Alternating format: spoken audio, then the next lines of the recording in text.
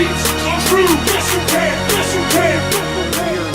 What did you aspire to do? Did you aspire to become a very wealthy person? Would you want to be buying stocks? Would you want to buy companies? What was your aspiration in those early days? I loved just analyzing securities. I just spent hours and hours and hours. I kept turning the pages of Moody's, which instead of going, you had no internet then or anything else, so you had two sources of information, Moody's and Standard & Poor's, and we happened to have these sets of Moody's. They were about, in aggregate, probably about 8,000 pages, about 5 different manuals, and I went through those page by page. And, well, it must have been exciting. Yeah,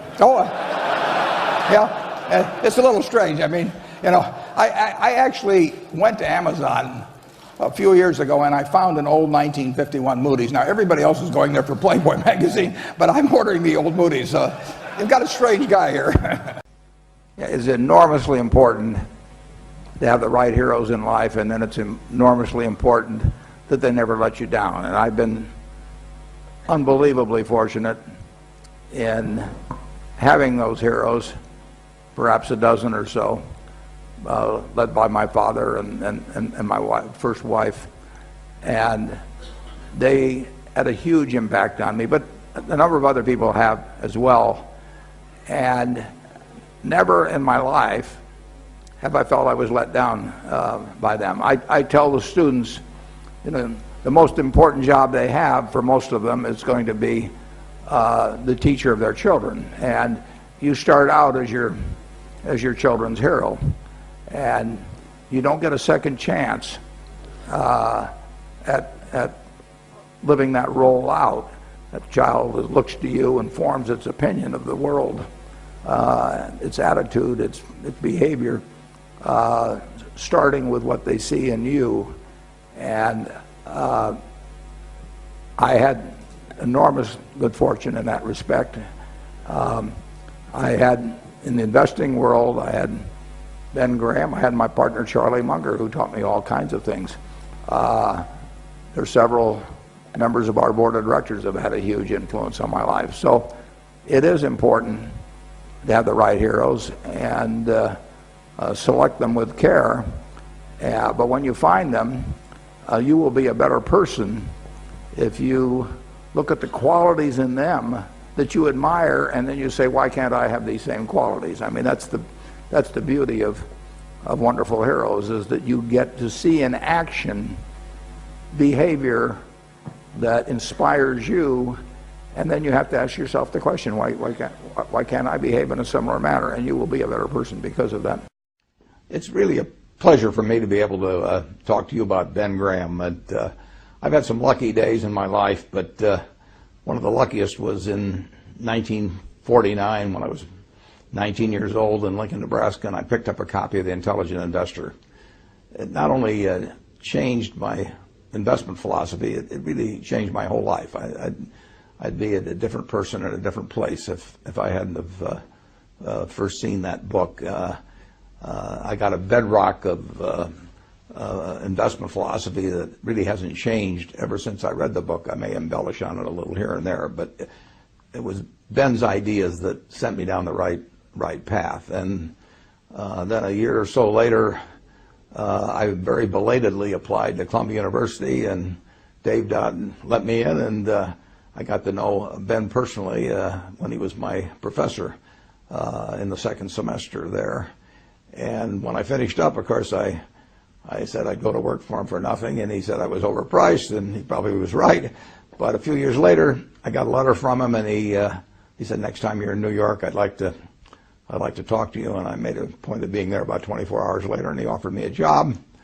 And I didn't ask the salary, but fortunately, at the end of the first month, I found out he'd not taken me, or maybe he'd forgotten about the fact that I'd do it for nothing. And I got inspired working for him, just being around him every day. And then we developed this friendship, which lasted until he died about 25 years later. So I really had a quarter of a century of experience with a marvelous man. And you all know about his mind and his ideas and the influence they've had on the profession of security analysis, the influence they probably had on you and your own portfolios, and certainly me. But the human side was just as impressive. He was a generous man. When my first son was born, shortly after I went back to take the job in December of 1954, my son was born, and I gave him the middle name of Graham. I named him after my dad, Howard, and then after Ben Graham with the middle name of Graham. And Ben came over to our apartment in White Plains and gave me a camera and a movie projector. It was a lot different doing that sort of thing in those days, and so I could record what was happening with Howard Graham Buffett from virtually the moment he was born. A little later, I think my wife had said something to him about my lack of dancing ability or something, which was well justified. And Ben gave me a certificate for some free lessons at the Arthur Murray Dance Studio in White Plains. That may have been the worst investment he ever made. It was he did not get his money's worth when he did that. He moved out to California in 1956, and my family visited him time after time, and he was always encouraging. The one thing about it is that you never could balance the books with Ben. He would do things for me or for other members of the family, and you never could think of anything to do for him. So it's a real pleasure for me in a small way to be able to attempt to balance the books by just telling you and the rest of the world what a wonderful human being he was. And that's what really counts. I mean, he couldn't help but be smart. I mean, he was born wired in a way where he was going to be able to accomplish things intellectually that very, very few people could do. And when you think about, particularly in the light of today's markets, think what a remarkable achievement it was to be writing a book in 1934, Security Analysis. Probably was writing it in 1932 and 3, and here was a man that had been devastated by the Depression and the stock market crash. You know, many of you manage money. He was managing money for people, and they were disappointed with what had happened. But he could see far enough out in the future that he still turned out this marvelous book in a dispassionate, very rational way, and not overwhelmed by the events of the previous couple of years. But he wrote a book where 75 or so years later, we're still reading it to learn new things every day. So it was a marvelous intellectual achievement, but again, that he couldn't help that. He was born with that brain. He didn't have to be the wonderful human being he was. I mean, he could have behaved in an arrogant manner or had a tone of superiority because he had to know he was smarter than 99.99% of the people around him. But he wasn't that kind of a person at all. He treated all of us students, came up to Columbia on a Thursday for 20 or 25 years just to help out a bunch of students that he might never see again, that weren't going to do anything for him. He was sharing knowledge that, in effect, was going to make them competitors. I bought some of the same stocks that Graham Newman was buying, his investment company, later on. I didn't buy them in very big quantities because they didn't have that kind of money. But he was creating competitors. It didn't bother him. He used current examples. We would sit there in class, and he would tell us about things that we never would have found on our own. But he was just a generous man in every way, and I was lucky to know him, and I hope you've gotten to know him a little bit through these comments. All right, as we're talking about CEOs, I'm going to ask you the $60 million question, which is, how do you pay a CEO to keep him as vitally interested in the outcome of the business? Well, we have 70-some CEOs, in a sense, through these businesses. I'm the shareholder. I'm the comp committee.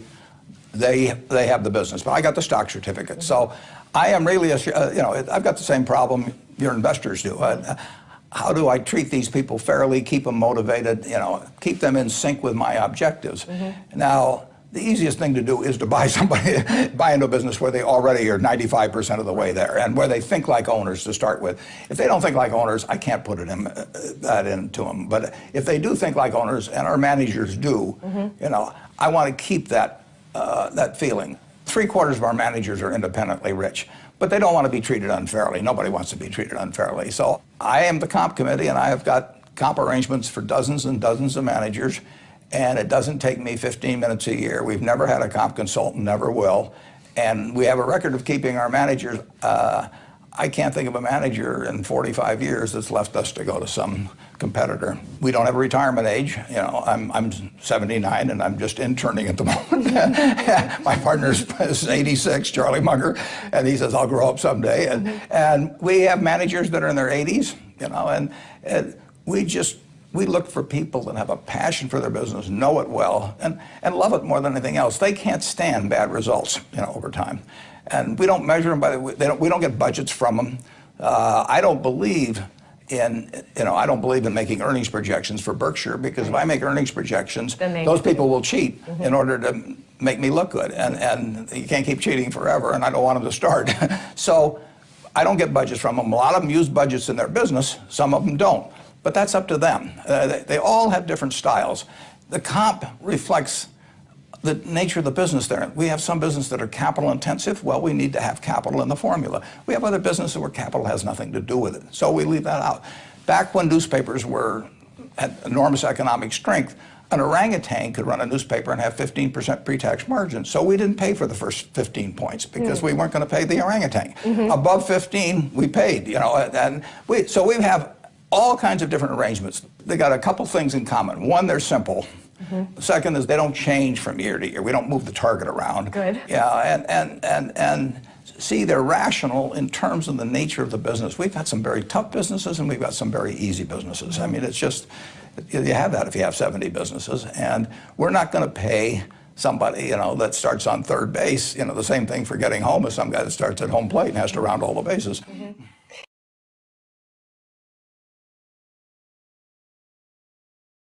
I think it's very difficult in terms of, you're right, we own stock in companies where I don't agree with everything they're doing, you know, but, you know, I'm sure my kids don't agree with everything I do. I mean, you can't expect 100% adherence to anything, any of your particular beliefs or values with any other large institution. So if we own stock in the ABC company or the XYZ company, they'll probably be doing something I wouldn't do, you know, at some point. We don't feel a responsibility for that when we own the stock of the company. I mean, if we have control over a company, we want it to be run in a way that you could describe their activities on the front page of the paper and no one would be embarrassed about it.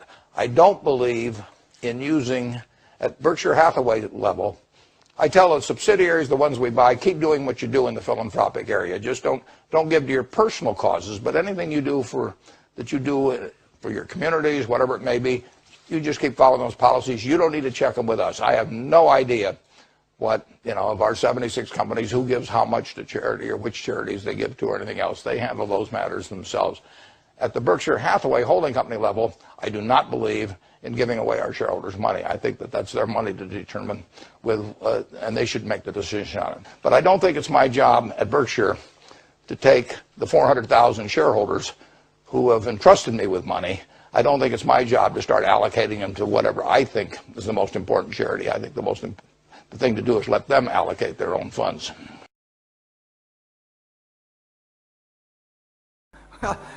My wife reminds me.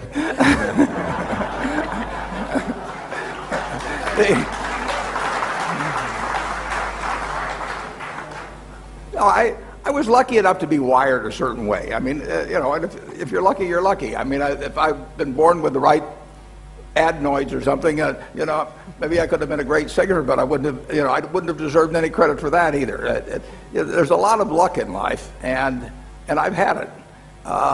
So I don't feel guilty about it in the least, but I do feel appreciative. You know, I was born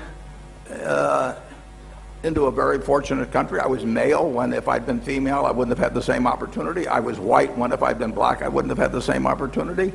I had, in particular, a father who gave me unconditional love, you know, throughout my life. He didn't give me unconditional approval, and I gave him plenty of reasons to withhold unconditional approval. But you know, I have done what I was sort of cut out to do, and I've been lucky enough to be able to work at something that I've loved all my life. I sold shirts for J.C. Penney when I was about 17, And I stood on my feet all day and tried to sell people a $3.98 shirt instead of a $2.98 shirt when they came in. That wasn't that much fun. So I have gotten to do things that are fun, and I should be appreciative, and I'm not ashamed of it, but I'm not enormously proud of it either. I mean, it's just the way it was the hand that life dealt me, and I got dealt a very good hand. When I met Bill on July 5th, 1991, I think we probably spent 10 or 11 hours talking. Yeah, two things that I picked up after meeting you. Bridge was one and golf was another. Yeah. I was never a good golfer, and it was an excuse to talk. It certainly wasn't about golfing. Whenever I see something, take these very low interest rates, even negative interest rates, I'm always thinking, boy, I'm looking forward to talking to Warren about that. One thing that's fun is you have a very optimistic view about things. I think if I'm a sort of neutral in terms of optimism or pessimism, and I look at the facts around me, I look at what has happened in my lifetime. Put three of me end to end, and you're back before the Declaration of Independence was written. That progress in 3 lifetimes like mine it's mind-blowing. Since I've known you, you've always been good at taking finance things and making them simple. Do you think that came naturally, or did you learn over time just answering questions about finance decade after decade? I started teaching a course when I was 21 years old at the University of Omaha. I did that because I was terrified of public speaking earlier, and I'd taken a Dale Carnegie course, and I felt I just had to get out there and start talking. Standing up for 2 hours in front of a class helped me in learning to explain things. Well, it's amazing how you've gone through market periods that are utterly different, and yet your basic rules about what to do remain unchanged. Yeah, the rules work. They're not the easiest to apply. They won't tell you exactly when to buy or sell, obviously, but you'll never do anything stupid if you follow some fairly simple principles. When you get a chance to buy something of extraordinary value, whether it's a farm or an apartment house or a piece of a business or an entire business, the time to do it is then, and not worry about whether you could do it a little cheaper a month later or 2 months later. Warren makes unique compensation agreements for the people who work for him. And having thought through how do you incent good behavior, what's the best thing for the long term, I've learned a lot of how you think about compensation. Basically, I want the paintbrush to be in their hand, and then when they paint something that they think is beautiful and I think is beautiful, I want to cheer like crazy for them. I was in the world of writing software, being an engineer, and he was in the world of picking stocks. And I just had never been attracted to that for myself. And yet, as soon as he was asking me about IBM or Hewlett-Packard and how they priced their product and how things were changing and what the nature of the competition was, what I would do if I got to run those companies, I could see that his investing was just an outcome from having this incredible model of business and business value. And so, I got to ask him lots of questions, and our first meeting turned into a day-long discussion, and I was, you could say, smitten by the opportunity to talk with Warren about all these topics. Well, the way Warren has it structured, you have an incredible person doing everything that needs to be done. But it's kind of inverted, where Warren is picking the business for its dynamics, buying often 100% of it. And there's actually more value in the fully owned businesses now than in the investment portfolio. And because he's picked the manager who's dedicated to the details, the specifics of that business, he gets a world-class operator. He's simply taking whatever excess capital comes out and redeploying it in a business that can grow its opportunities because of that. So the dialogue between Warren and the manager is, is the manager still excited about his job, still dedicated to it.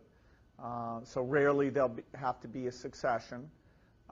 And then the capital issue. Does that person want more capital than they've made because they have opportunities, or are they generating capital? And then Warren takes and spreads that around the different things inside the company. So Warren does what Warren is incredibly good at, including picking that person, But it doesn't include knowing the pricing of the jewelry or the, should there be a new box of candy brought out or anything like that.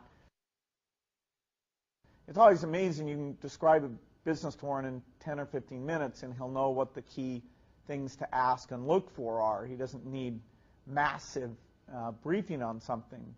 In fact, one time when we took Warren to visit Microsoft, he was here for the weekend, and I thought, geez, we should show him around. He'd be interested to see it. So after we'd spent about a half day doing it, he says, now I've toured Microsoft more than any business that I own. Because on-site tours are not part of how he does his analysis. He's a unique leader. I can't think of anyone close. I'm sure there have been great CEOs who understood their particular company and built something phenomenal. But in terms of breadth and thoughts about business itself and how it helps society, how it should be done, Warren is singular in my view. No one will be as good as Warren Buffett. No company can expect that. But this is an unbelievable franchise. Its economic value will continue to go up. Warren calls it his painting. And he's done it in a way that it's based on principles that will endure. And so it'll be a great company. Certainly Warren is owed that. And, I feel with the way he's got them set up and the people will help out, that's going to be a